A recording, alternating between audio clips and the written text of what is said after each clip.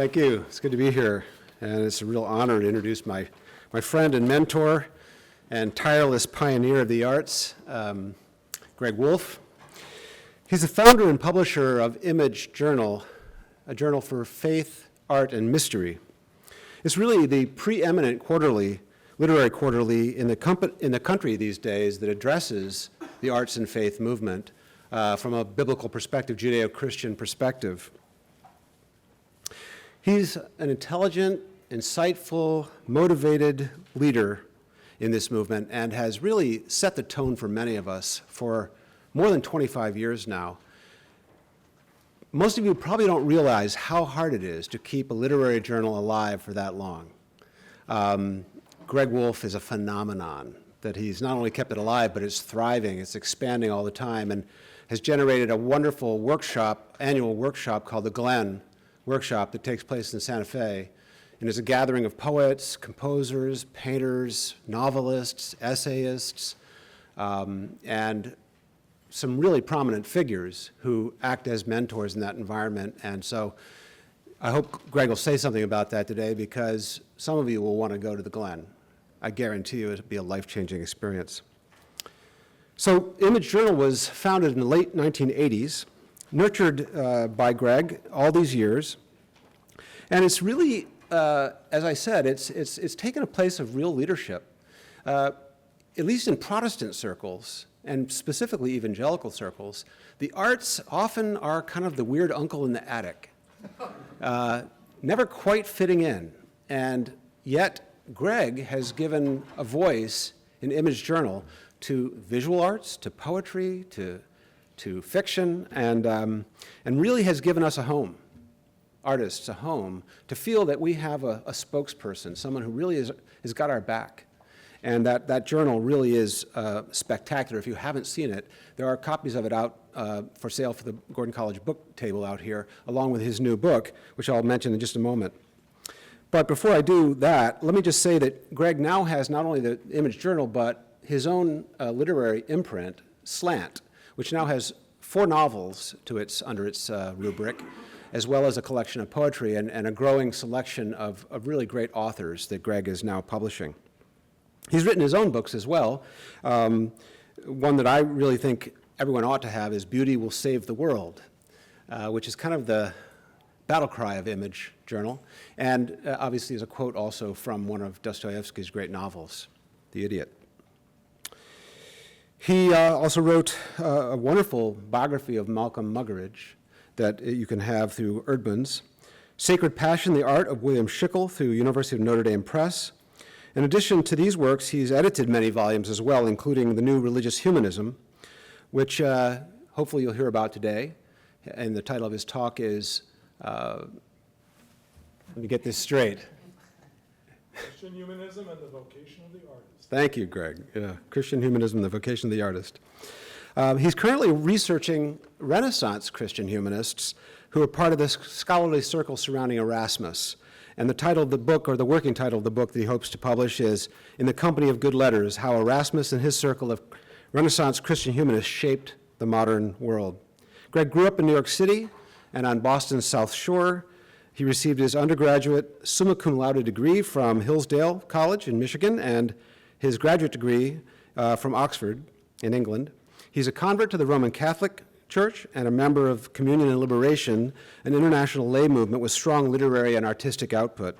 He lives in Seattle with his wife, Suzanne, a novelist who just had her second novel published, I believe. Just about, or about to be published. And lives there, also has children, Magdalene, who has he's a new granddaddy now, her little 2.5-month-old granddaughter, Esther, and Helena and Charles and Benedict. And he has this new book, which you'll see on the table out there, The Operation of Grace, which I hope he'll say something about. But the title is Further Essays on Art, Faith, and Mystery. And these essays are taken from his opening salvo in every issue of the journal Image, and they're often the best part of the journal. It's the first thing I go for every time when I get a copy of Image. But join me in welcoming our distinguished guest, Greg Wolfe.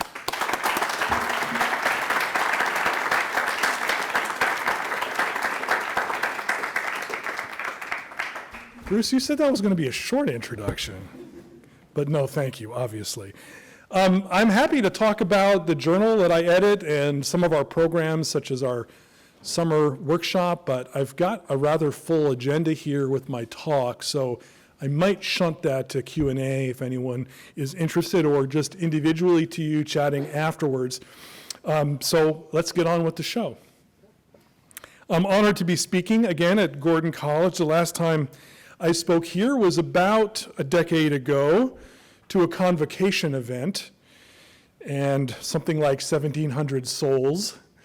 I'd never spoken to that many people in one place before, which was, to say the least, daunting. I confess I'm glad for the relative intimacy of this event. My first word of thanks goes to Walter and Darlene Hansen for establishing this lecture series and for all they have done to nurture and encourage artists of faith. Thanks to Tal Howard and the Center for Faith and Inquiry for inviting me to speak, and to his staff for making my visit such a pleasure. I'm also delighted to be in the presence of several colleagues in disciplines of literature and the arts, including Mark Stevick, John Skillen, and my old friend Bruce Herman. You know, I hesitate to say this because it makes him sound almost historical, but I think I have always considered Bruce one of the founding fathers myself, talk about mentors, of the art and faith movement in North America that we've been laboring on behalf of for over 3 decades. I don't mean to suggest that it's quite time to put an equestrian statue of him in the quad, but I'd at least start taking bids on a marble bust. Anyway, I salute you for your pioneering and ongoing work, Bruce. Bless you. Thank you. Bear with me today. I'm going to start off a little general and a tad abstract, and I'm going to get more and more concrete in particular as I go along. So there's hope. My epigraph for the remarks today comes from the Latin playwright Terence, because nothing impresses an audience like a little Latin. Homo sum, humani nihil a me alienum puto. I am human. I do not think of any human thing as foreign to me. My self-imposed task this afternoon is rife with paradoxes. For one thing, I intend to extol a phrase that has largely been out of circulation for half a century or more, and which may strike the ears of many in this audience as little more than an oxymoron. Emphasis on the moron part. Something on the order of jumbo shrimp, or head butt, or tight slacks. On top of that, I intend to proclaim something of a manifesto on behalf of people who heartily detest manifestos. I want to issue a rallying cry for those who feel acutely uncomfortable in large crowds. Still, by the end of this talk, I hope that the phrase Christian humanism sounds in your ears less like an oxymoron and more like a fruitful paradox.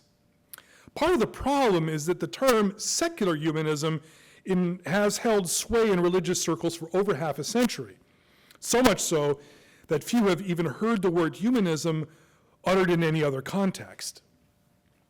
From a purely linguistic point of view, the phrase secular humanism is the result of sloppy, imprecise thinking.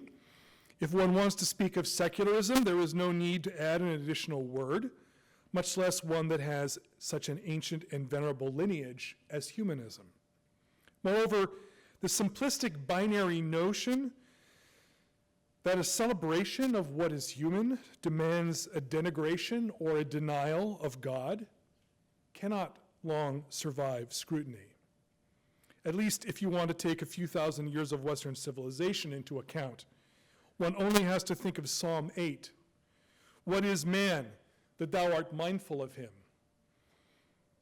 And the Son of Man that thou visitest him? Thou hast made him a little lower than the angels, and hast crowned him with glory and honor. Still, There are those who think this God and humankind business is a zero-sum game, that we can only reverence the deity by dissing his greatest creation.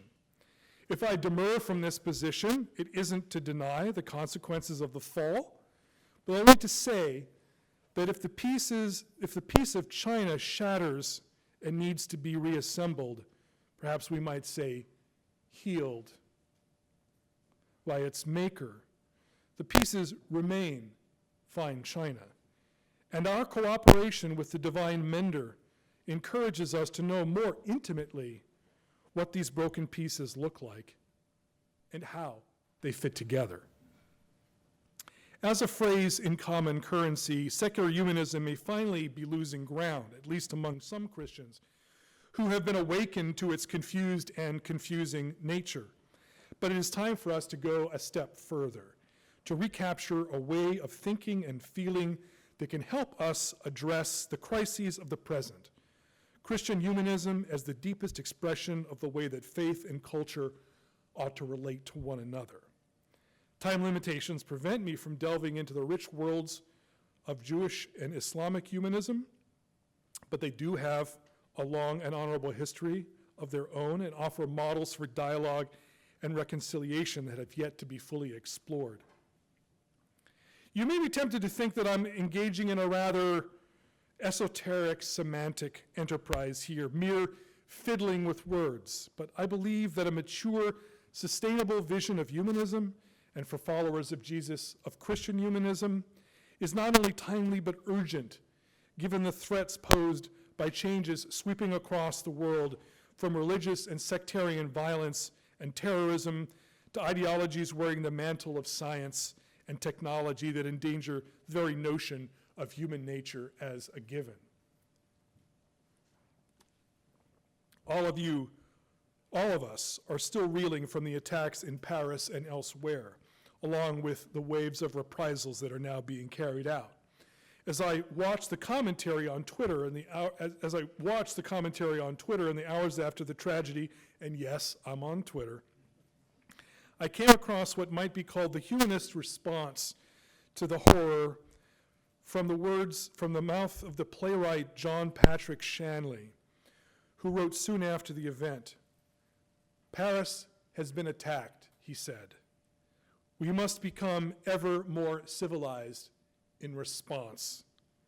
Civilization was invented to unseat evil's easy gestures." Another indication that humanism is both under attack and desperately needed would perhaps be best quite well illustrated by the case of Leon Wieseltier. The author of Kaddish and Against Identity, Wieseltier presided over the books and culture section of the New Republic for over 3 decades, making it one of the most lively and incisive forums for cultural reflection in American journalism. He has also been a great cultivator of literary talent, recruiting to his pages a new generation of critics, including the likes of Jed Pearl, James Wood, who now writes for The New Yorker, and Adam Kirsch. In late 2014, the staff of the New Republic, including Wieseltier, was informed that the magazine had been sold to an internet mogul named Chris Hughes. The man Hughes hired to work as a publisher proceeded to tell the staff things like the new corporate mantras were to be, "Let's break shit," and "We're a vertically integrated digital media company now." As Wieseltier knows all too well, one of the most common challenges to humanism, especially in America, have come from the world of business and commerce, which have little use for the inwardness and lack of obvious utility of humanist reflection and creativity. Wieseltier and many longtime New Republic contributors led an exodus from the magazine in the wake of this takeover. He ended up at The Atlantic, and a couple months later published his own response to this episode in the New York Times. It is entitled "Among the Disrupted," alluding to one of the bigger contemporary business cliches of our time, the celebration of what has been called disruptive innovation. He begins by turning the tables on the businessmen, noting that writers and artists in the current economic and technological climate have been increasingly asked to produce work for little or no compensation, often accompanied by spurious notions that this will provide them with greater exposure and thus gainful employment. The discussion of culture, Wieseltier writes, is being steadily absorbed into the discussion of business. There are metrics for phenomena that cannot be metrically measured. He goes on to criticize the pseudo-mysticism, what he calls technologism, which has been reaching its apex in a movement known as transhumanism. Some of you may be familiar with one famous expression of this movement, Ray Kurzweil's argument made in his book, The Singularity is Near, that artificial intelligence will soon outstrip human intelligence, and that we will soon be able to upload our consciousness to computers and thus become immortal. Good luck with that. Finally, Wieseltier tackles the ideology known as Scientism, the notion that, in his words, the non-material dimensions of life must be explained in terms of the material dimensions, and that non-scientific understandings must be translated into scientific understandings if they are to qualify as knowledge. Wieseltier concludes, the intellectual history of modernity may be written in part as the epic tale of a series of rebellions against humanism.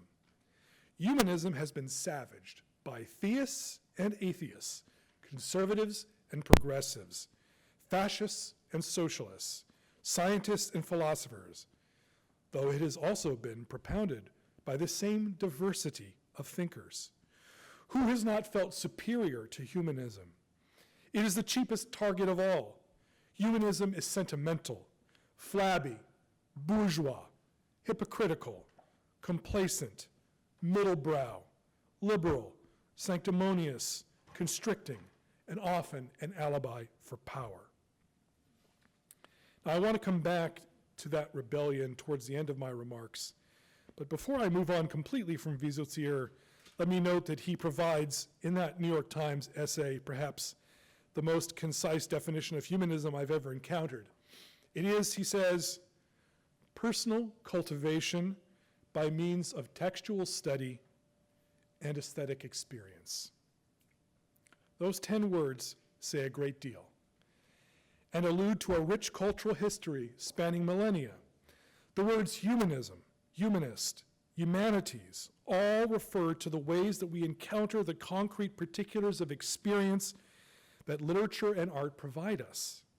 As we all know, the humanities have traditionally clustered around literature, language, and history, which itself is narrative by nature. But at the center of humanist concern are works of art. Every piece of art is a creation that is, in essence, a recreation of the experience of being alive. The work of art is a made thing, a sort of play with the material stuff of creation, whether that be words or painting or musical tones or the movements of the human body. As an act of play, art is also gratuitous. It does not serve any immediate end or agenda. And if it does, it becomes propaganda, and hence not art.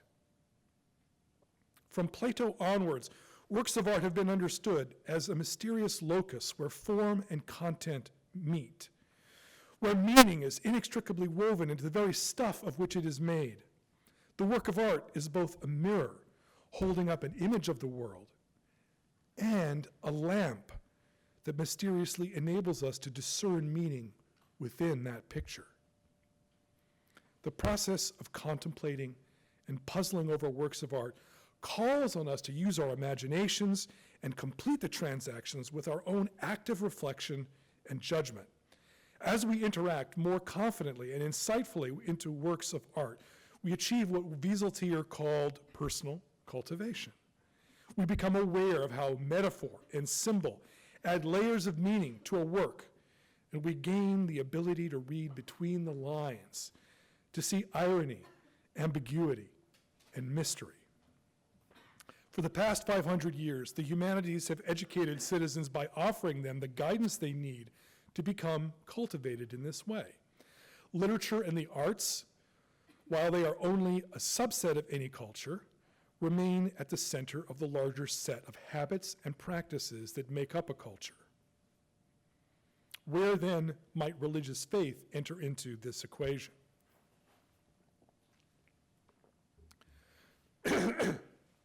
Put simply, Christian humanism is a way of understanding both the nature of human identity and the relationship between faith and culture. Not all believers have been comfortable with this relationship.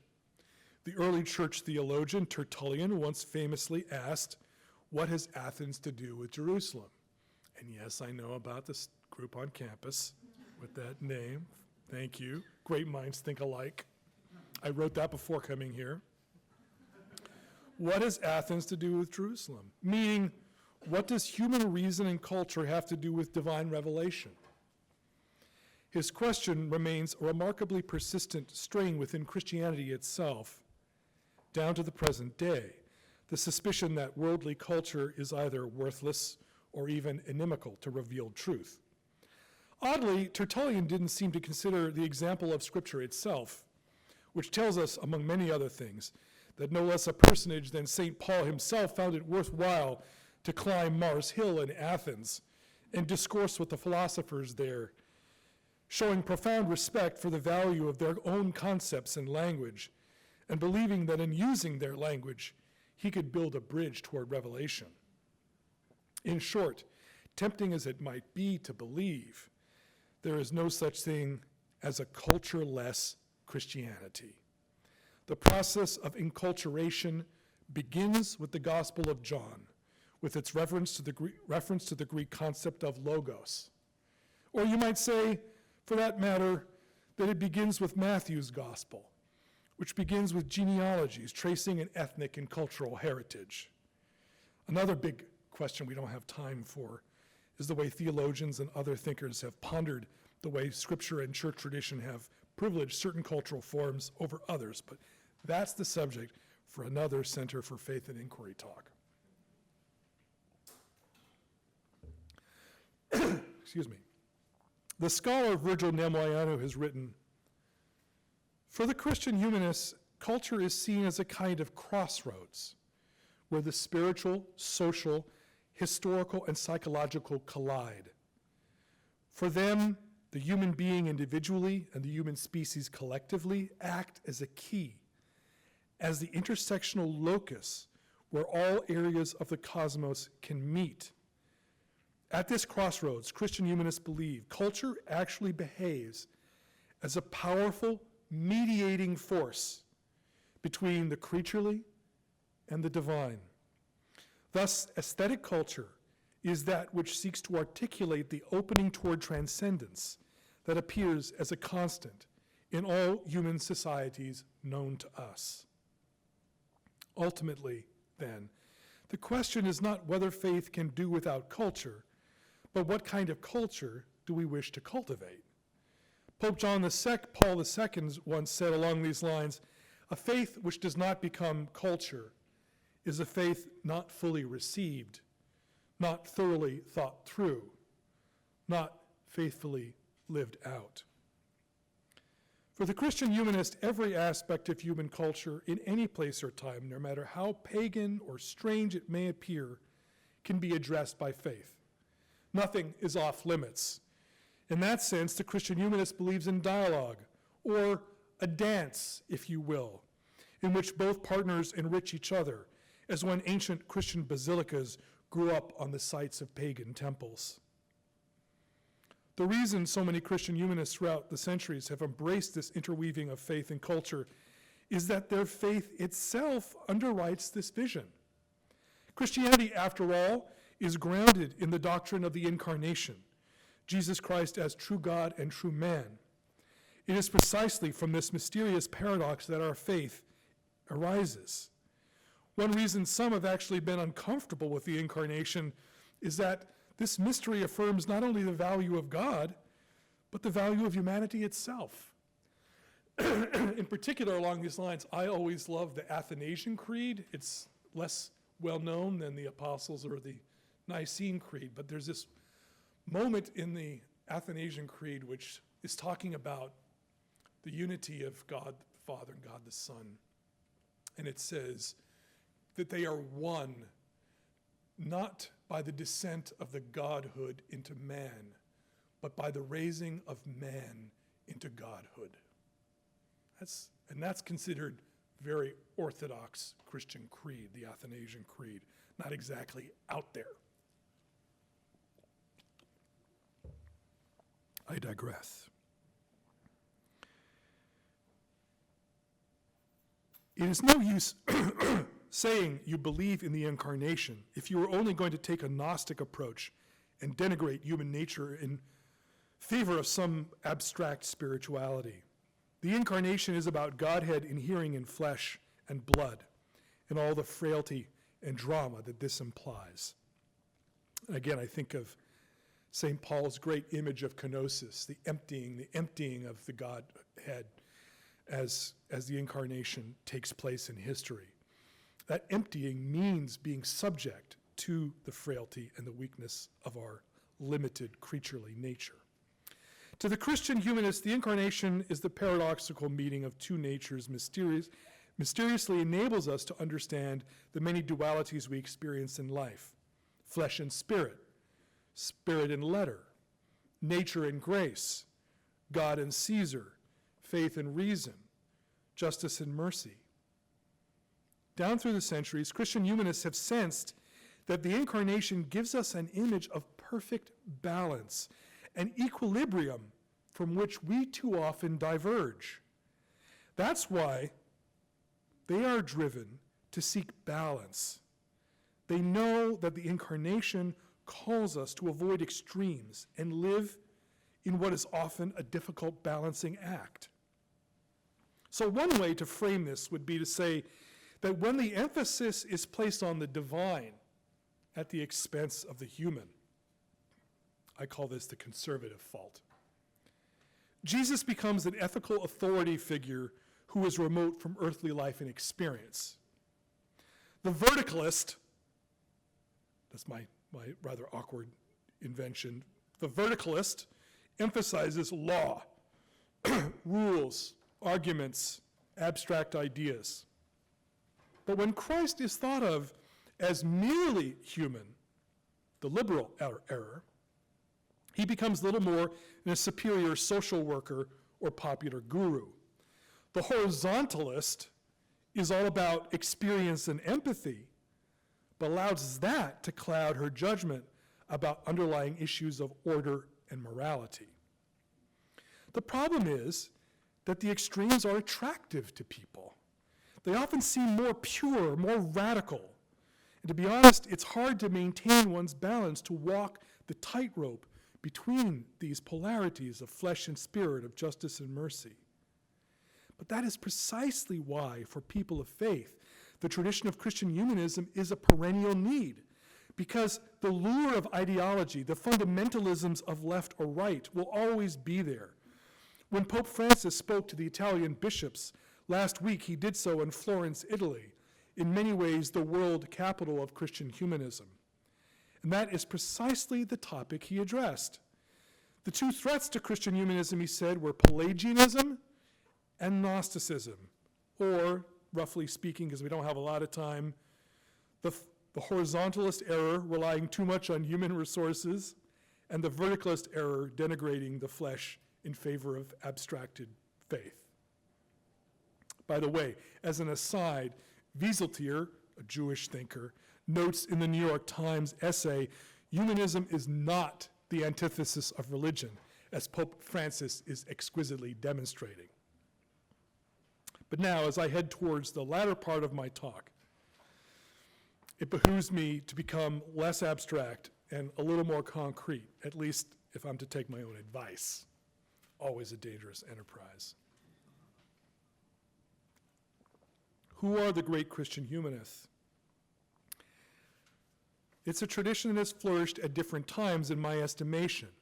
Sometimes it feels to me that Christian humanism flourishes precisely in times of crisis and conflict, as people become awakened to the danger of division, the danger of warfare, internal warfare, civil warfare, and often it seems that God raises people up at that time to pursue and to share this vision.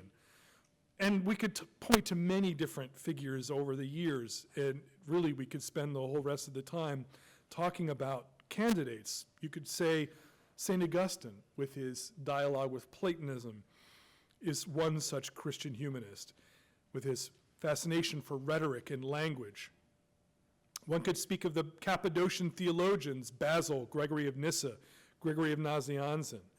What about the great medieval thinkers and the way that they wrestled with Aristotle, including, of course, many great Islamic thinkers, Averroes and Avicenna, Dante, sort of channeling Thomism in the Divine Comedy. Or we could jump ahead to figures like John Donne and George Herbert in the Anglican tradition. Or say in the 19th century, John Henry Newman and Gerard Manley Hopkins. Or for me, the figures who meant the most in my life as a young person kind of growing up wondering if it was possible for faith to be expressed in great art and literature in the modern era, T.S. Eliot and Flannery O'Connor. Writers who preeminently were in making art in the modality of the present moment, of the secular world, the large-scale mainstream culture. They were making modernist art, which involved a lot of freaky stuff, fragmentation, anarchy, difficulty, illusions, violence, grotesque, which secular, nihilistic thinkers, existentialists, absurdists were also employing. But they brought it, as so many Christian humanists have throughout the years, into a dialogue with faith, into a kind of assimilation into a Christian worldview. And they send it back out into the culture, you might say, purified and strengthened, not rejected, not lost, not neglected, but assimilated and changed by the power of faith. I want to just say a few words tonight about one particular period of Christian humanism. I think in some senses it's sort of like the textbook example, and that is the Renaissance period.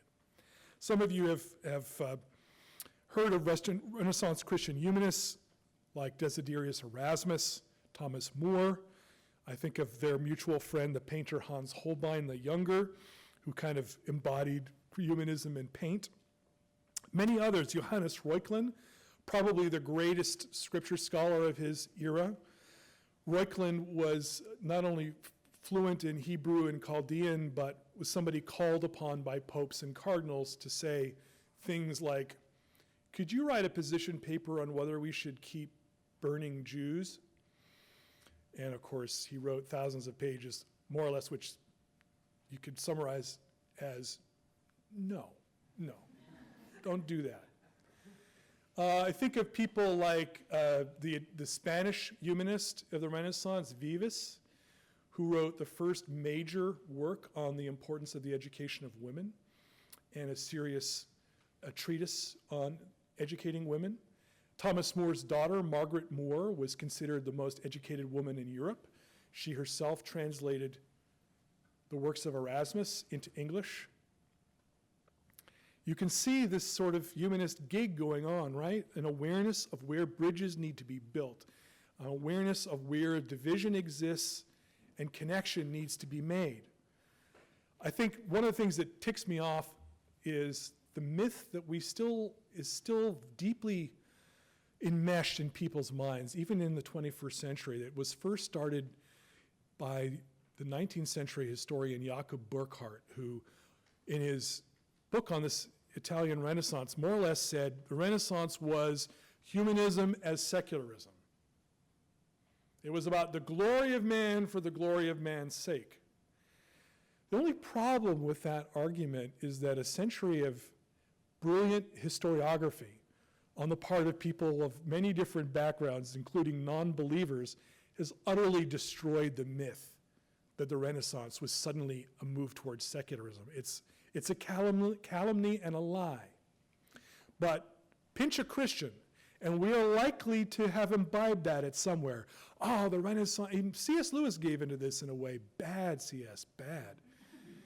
He really gave into that in a way that he should have known better. Because the very plain fact of the matter is that there was no vaunting secularism that emerged out of the Renaissance. And many of the greatest Renaissance humanists were profound Christians. One of the reasons why I say it's kind of a textbook period is that the way that this movement got started was precisely, as we all know, out of dialogue with the revival of pagan literature. And again, this is what leads people astray. People think, oh, those guys wanted to read the pagans. That means they loved paganism. Not true. Buzzer, not right. False. It's because it was just really good writing. It was amazing writing. It was a revelation that there could be art and literature of this depth and subtlety. It did not mean that these writers were being hailed for their paganism. They were being hailed for their capacity to create beauty and depth and meaning. And their works were being assigned only to supplement and to enrich Christian education. So yes, there was a revival of pagan literature in this period. But again, this Christian humanist dialogue, this dance went on. Also, frankly, one of the main motive forces for the Christian humanist was response to what was then the dominant school of teaching, which is known as scholasticism. A very dry, third-rate version of what was made famous by Thomas Aquinas, but not as good as he could do it. You know, that's the problem. The great genius who has that range and richness of thought is followed by people who kind of narrow and dilute it and rigidify what the original thinker has done. That happens all the time. I think one of Karl Marx's famous comments at the end of his life was, "Je ne suis pas un marxiste." You know, I am not a Marxist, because they've reduced me into kind of a system. And they were upset at this because this is the famous how many angels can dance on the head of a pin, like the absurdity of rational debates of what seemingly become trivial matters. And the humanists were like, you know what, we need a more concrete, more experiential way of looking at the world. Art and literature give that to us. It's like these big ideas need to be embodied in flesh and blood. Otherwise, big ideas can run rampant over the countryside. If big ideas aren't buffered, as Nemoanu says, if the big ideas aren't given flesh and blood, they become dangerous. They become really powerful. It's abstractions that lead to things like totalitarianism. And so if faith is true, it has to be true when it's tested. And it's tested not ultimately in theological and philosophical tracks. It's tested in human experience. It's tested in day-to-day life. It's tested on Wednesday afternoon when you're feeling so lousy you want to die. That's when faith is tested. And literature and art put us in touch with those moments, put us in touch with those experiences. And so the humanists said, we need literature, we need bona litera, good letters, to be the basis of our educational system, this process of personal cultivation. And so they insisted on a new, and they were remarkably successful, and our modern university system comes out of that revolution in the Renaissance era, which took the medieval university and attached to it the humanities. Another thing about that period that I think is very moving to me is that humanism, which you might suspect, having heard that I'm a Holy Roman Papist, you might suspect that it's really secretly a Catholic thing. Wrong, not true. Most of the early humanists became Protestants. Most of the early humanists were reformers. Most famous among them would be Melanchthon.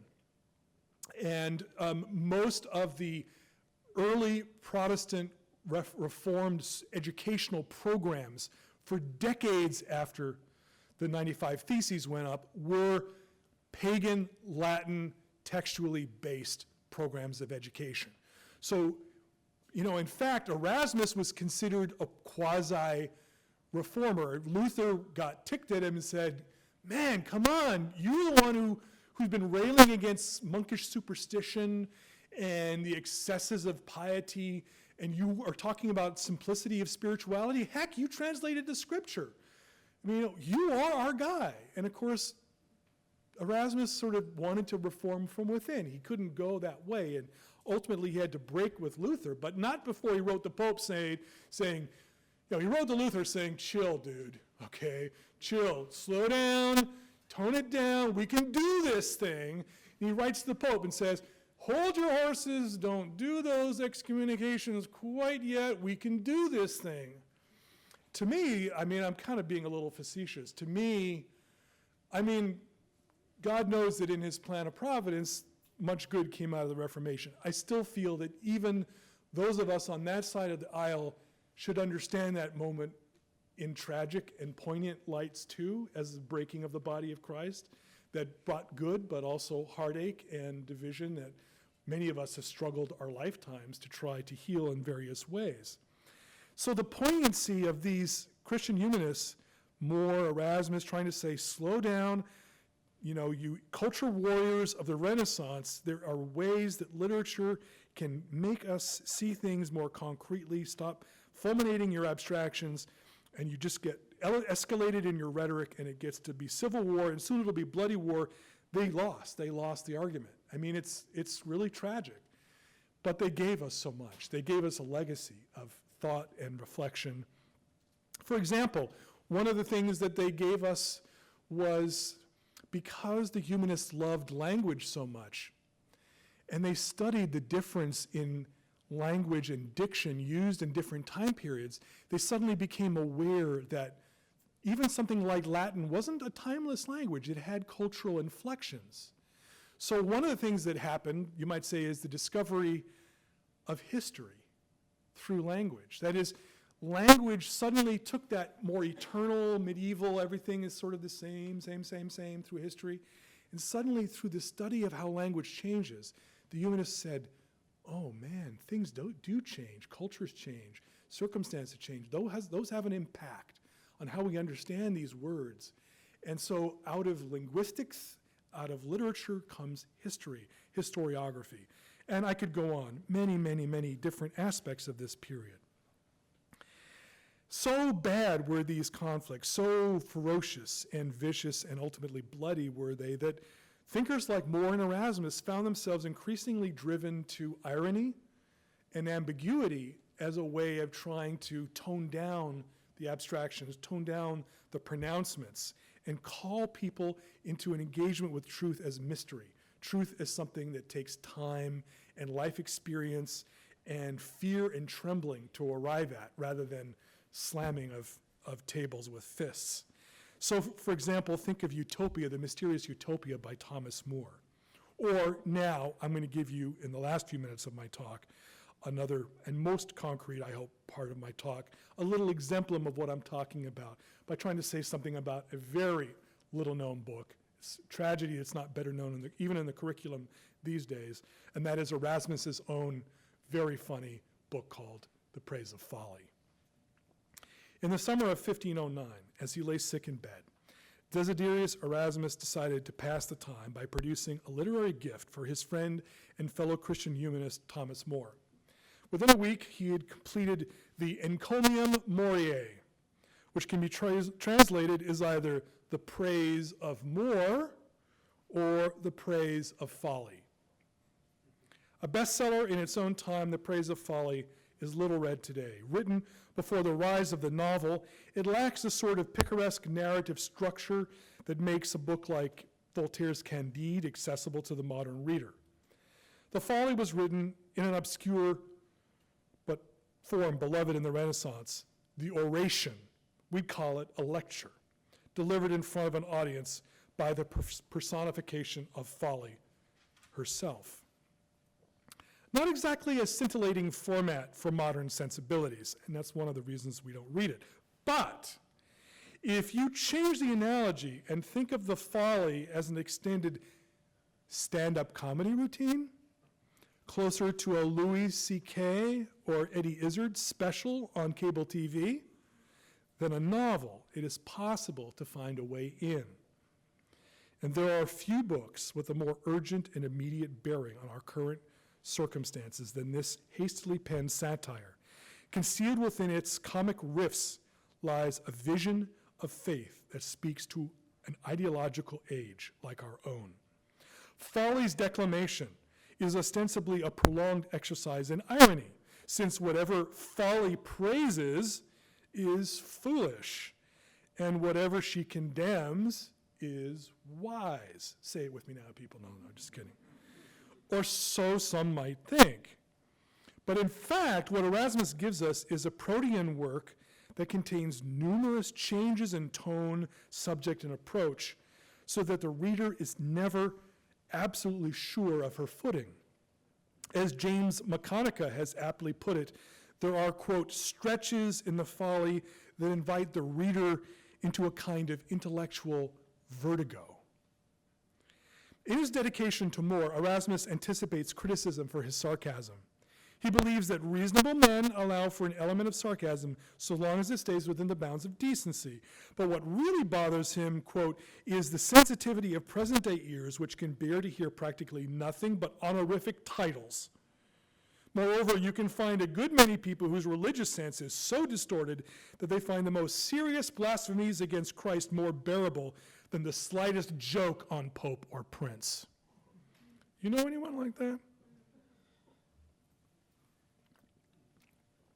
Folly introduces herself to the crowd as the benevolent figure without whom the world would come to an end.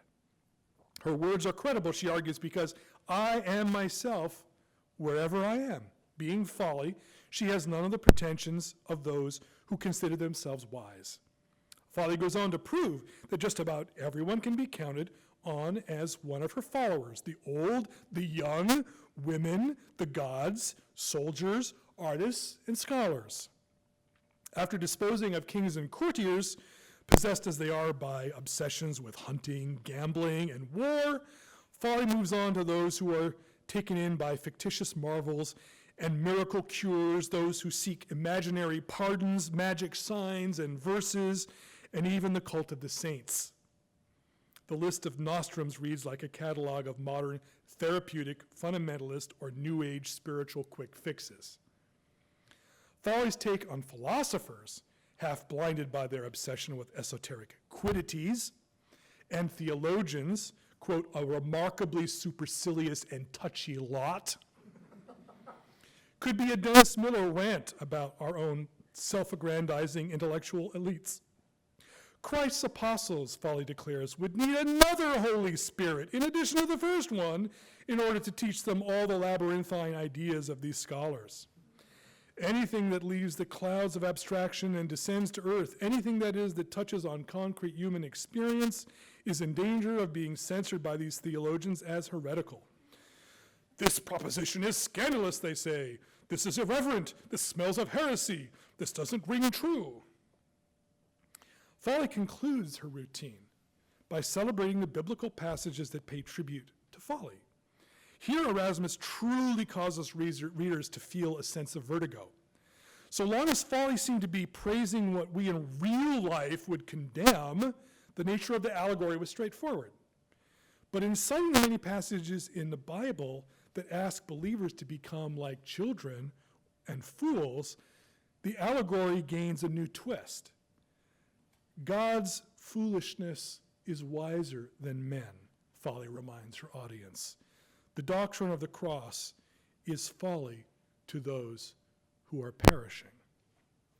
It is not difficult to see why the more literal-minded of his day, and ours, might find Erasmus's criticisms intemperate. To be sure, the ending appears to celebrate unlearned foolishness, and in a very real sense, it does hold up the faith of fishermen, artisans, and tax collectors who first followed Jesus. But the final irony of the folly is that its celebration of simplicity is made in the most learned and sophisticated manner imaginable. Erasmus drew on the tradition of learned ignorance, found in the work of the mystic Nicholas of Cusa and also in Dante's Divine Comedy, that our goal in life must be to pass from youthful ignorance through the follies of maturity and worldly involvement, only to move into a practice of the imaginative and spiritual disciplines capable of restoring us to a higher state of innocence. As Dante, purged from errors and sins, is able to glimpse if only for a moment, the beatific vision in heaven. The Praise of Folly employs irony and indirection for many reasons, but its literary artifice is ultimately used to hint at something we cannot approach directly, the mystery of God's grace. In this book, Erasmus catches out the literal-minded fundamentalist on the one hand, and the paganized humanist who thinks that secular learning is sufficient on the other. It is a sophisticated book that praises simplicity. In its love of paradox, ambiguity, and indirection, it affirms the role of art as an indispensable medium through which the transcendent can be known. So, now to wrap up. Who are the contemporary Christian humanists? We could have another long, interesting conversation about that. I would share some of my nominations with you. I think of Annie Dillard and the way that she channels, but also changes, both Thoreau and Emerson in her writing, like Pilgrim at Tinker Creek. I think of Wendell Berry, who takes the agrarian tradition, which has been very mixed and involved in a lot of shady traditions in American history, and renews it and purges it of some of those. I think of Richard Rodriguez, like a modern Tocqueville, looking at race, ethnicity, and sexual identity, not as nostrums for ideological platforms, but as tragic conflicts that call us to compassion. I think of Marilyn Robinson and the way that she takes Calvin, characters as diverse as Calvin and Walt Whitman, and channels them and shows them as being deeply in the American grain. Or let's say Christian Wyman, one of our greatest living poets, who also seems to me, in many ways, Kierkegaard reborn. We could go on, and I hope maybe we will in the question and answer or just chatting afterwards. But let me end with a few parting thoughts. What does Christian humanism respond to? What does it offer? In an era of politicization and ideology, I think it offers the concreteness of human experience through art. In an era of pragmatism and technologism, it upholds the gratuitousness of art, the space that art provides without agenda, without propagandistic or didactic impulse, to let the mind free to play and explore. In an era of moralism and didacticism, it celebrates ambiguity, not as an end in itself, but a reminder of how difficult and murky the moral life can be. In an era of war and division, Christian humanists seek unity, bridge building, reconciliation. They're peacemakers, not warmongers. In an era of fear, Christian humanists have a remarkable serenity, a great deal of wisdom, unflappableness, an awareness, as T.S. Eliot said, that there are no lost causes because there are never any truly gained causes. Let me give the last word to Leon Wieseltier, certainly one of the great religious humanists and Jewish humanists of our time. This is from that same New York piece. And this is the kind of stuff that makes me just want to do a little dance around the room. The persistence of humanism through the centuries, he writes, in the face of formidable intellectual and social obstacles, has been owed to the truth of its representations of our complexly beating hearts, and to the guidance that it has offered in its variegated and conflicting versions for a soulful and sensitive existence.